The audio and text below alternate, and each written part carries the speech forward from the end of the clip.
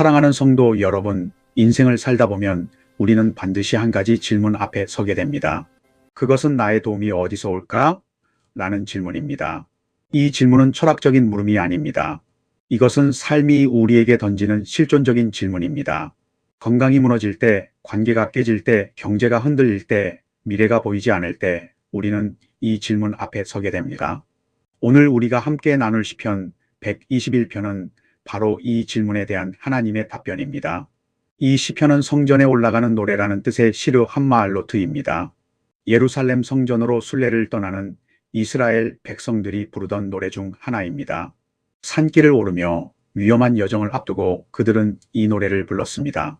그런데 흥미로운 것은 이 노래가 확신의 선포가 아니라 질문으로 시작한다는 것입니다. 내가 산을 향하여 눈을 들리라. 나의 도움이 어디서 올까?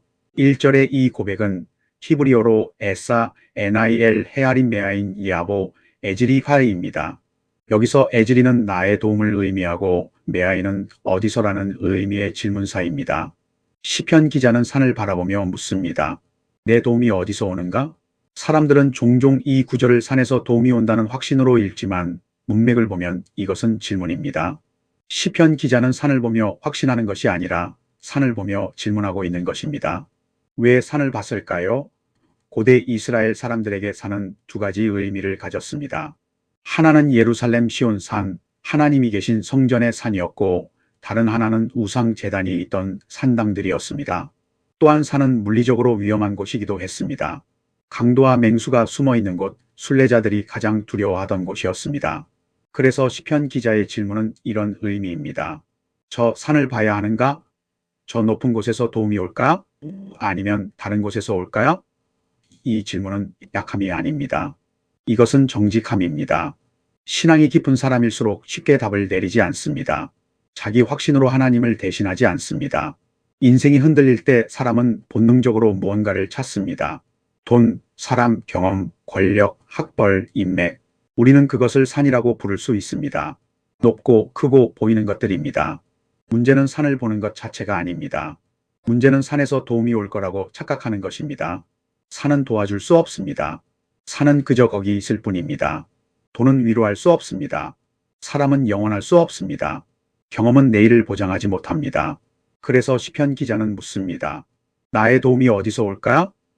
이 질문을 던지는 순간 우리는 비로소 진짜 도움을 찾을 준비가 된 것입니다. 지금 여러분은 어디를 보고 계십니까? 무엇을 의지하고 계십니까? 혹시 그것이 산은 아닙니까? 크고 높아 보이지만 결국 움직이지 못하는 것, 도울 수 없는 것 말입니다. 오늘 우리에게 필요한 것은 산을 보는 것이 아니라 산을 만드신 분을 보는 것입니다. 그래서 시편 기자는 2절에서 스스로 답합니다. 나의 도움은 천지를 지으신 여호와에게서로다. 히브리어로 에즈리 메임 아도나이 오세 샤마임 바아레츠 카입니다. 여기서 오세는 만드신 분이라는 능동분사로 과거에 한번 창조하신 분이 아니라 지금도 창조하시는 분, 지금도 일하시는 분을 의미합니다.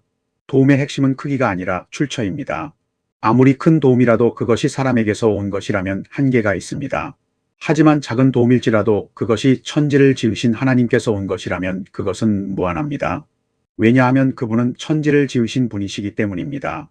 하늘과 땅을 만드신 분이라면 내 삶의 이 문제를 해결하실 수 없겠습니까?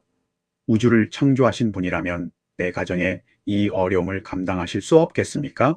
천지를 지으신 여호와라는 표현은 단순히 하나님의 능력을 말하는 것이 아닙니다. 이것은 하나님의 성품을 말하는 것입니다. 창조주 하나님은 무에서 유를 만드시는 분입니다. 없는 것을 있게 하시는 분입니다. 죽은 것을 살리시는 분입니다. 그러므로 우리가 지금 아무것도 보이지 않는다고 해서, 길이 막혔다고 해서, 소망이 없다고 해서 절망할 이유가 없습니다. 창조주 하나님은 지금도 무에서 유를 만드실 수 있는 분이시기 때문입니다. 그런데 여기서 우리는 복음의 깊은 역설을 만나게 됩니다. 천지를 지으신 하나님, 그 능력의 근원이신 분이 십자가 위에서는 도움이 없는 자처럼 서셨습니다. 나의 하나님, 어찌하여 나를 버리셨나요? 예수님은 우리가 도움을 받기 위해 도움받지 못하셨습니다. 예수님은 우리가 지켜짐을 받기 위해 지켜짐을 받지 못하셨습니다. 예수님은 우리가 천지를 지으신 하나님의 도움을 받기 위해 스스로 도움 없는 자리에 서셨습니다. 그러므로 우리가 나의 도움이 천지를 지으신 여호와에게서로다라고 고백할 때 우리는 단순히 창조주를 고백하는 것이 아닙니다. 우리는 우리를 위해 십자가에서 버림받으신 예수 그리스도를 고백하는 것입니다.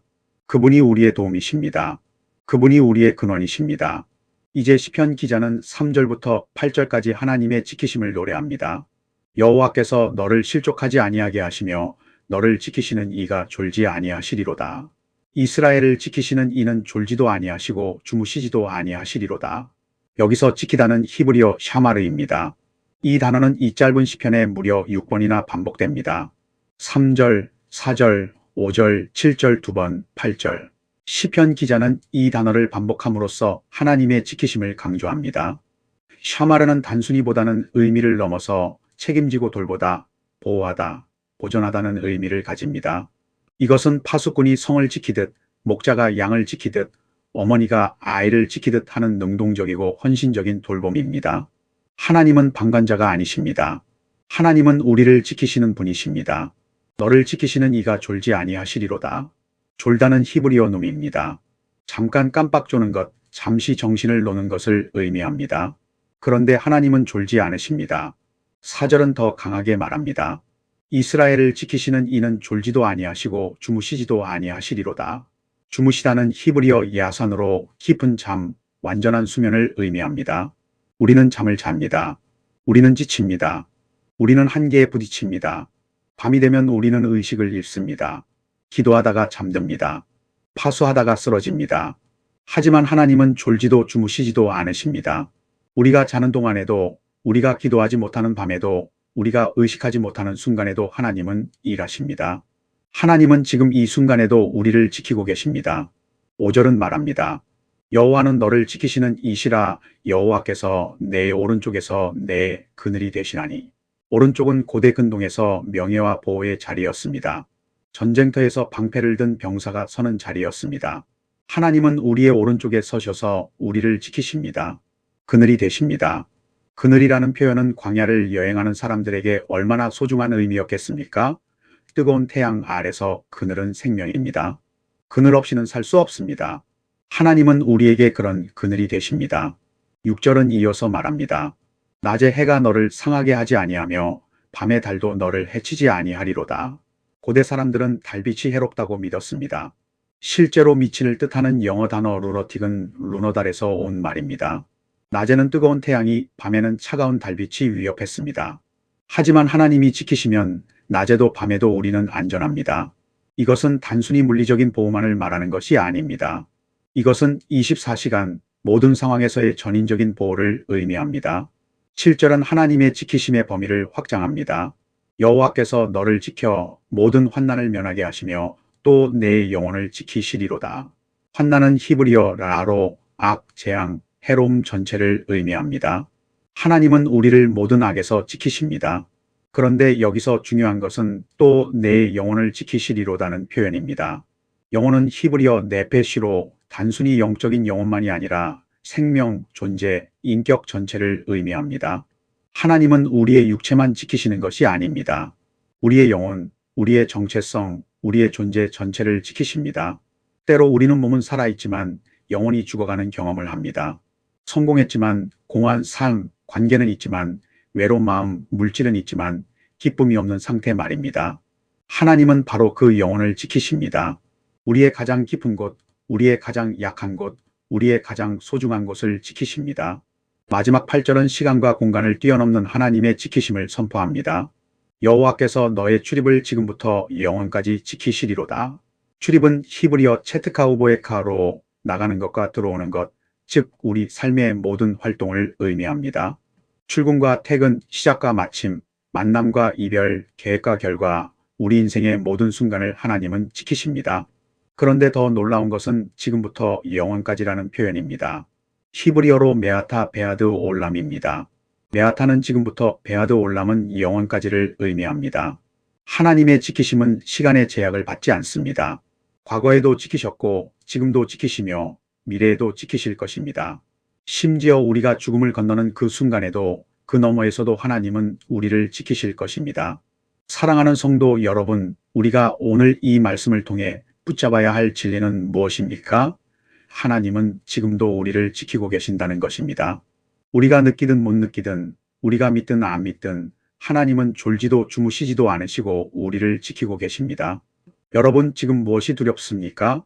무엇이 여러분을 흔들고 있습니까? 건강입니까? 관계입니까? 경제입니까? 미래입니까? 여러분이 지금 보고 있는 산은 무엇입니까? 오늘 이 말씀은 우리에게 말합니다. 산을 보지 말고 산을 만드신 분을 보라고, 크게 보이는 것을 의지하지 말고 크신 분을 의지하라고. 하나님은 우리의 실족을 막으시고 우리의 걸음을 지키시며 우리의 영혼을 보호하시고 우리의 출입을 영원까지 책임지시는 분입니다. 이 하나님을 믿는 사람은 오늘을 버텨낼 수 있습니다. 내일을 두려워하지 않을 수 있습니다. 왜냐하면 지켜주실 분이 계시기 때문입니다. 시편 121편은 질문으로 시작해서 확신으로 끝납니다. 나의 도움이 어디서 올까? 라는 질문은 여호와께서 너의 출입을 지금부터 영원까지 지키시리로다는 확신으로 마무리됩니다. 이것이 신앙의 여정입니다. 우리는 질문하는 것을 두려워하지 않아도 됩니다. 정직하게 우리의 연약함을 인정해도 됩니다. 그 질문의 끝에서 우리는 하나님을 만나기 때문입니다. 여러분의 출입을 지금부터 영원까지 지키시는 여호와 하나님을 의지하시기 바랍니다. 그분이 여러분의 오른쪽에서 그늘이 되실 것입니다. 그분이 여러분을 실족하지 않게 하실 것입니다. 그분이 여러분의 영혼을 지키실 것입니다. 왜냐하면 그분은 졸지도 주무시지도 않으시고 우리를 사랑하시는 하나님이시기 때문입니다. 기도하겠습니다. 사랑과 긍휼의 하나님 아버지, 오늘 이 시간 우리에게 생명의 말씀을 허락하시니 감사합니다. 하나님, 우리는 고백합니다. 우리가 너무 자주 산을 보며 살아왔다는 것을, 돈을 의지하고 사람을 의지하고 우리의 경험과 능력을 의지하며 살아왔다는 것을 고백합니다. 그러나 오늘 우리는 다시 깨닫습니다. 우리의 도움은 천지를 지으신 여호와께로부터 온다는 것을. 지금 이 시간에도 무언가를 의지하며 불안해하는 저희들을 불쌍히 여겨 주옵소서. 우리가 붙잡고 있는 것들을 내려놓고 우리를 붙잡고 계신 하나님의 손을 의지하게 하옵소서. 졸지도 주무시지도 않으시고 우리를 지키시는 하나님, 우리가 잠들 때에도, 우리가 기도하지 못할 때에도, 우리가 의식하지 못하는 순간에도 우리를 지키고 계심을 믿습니다.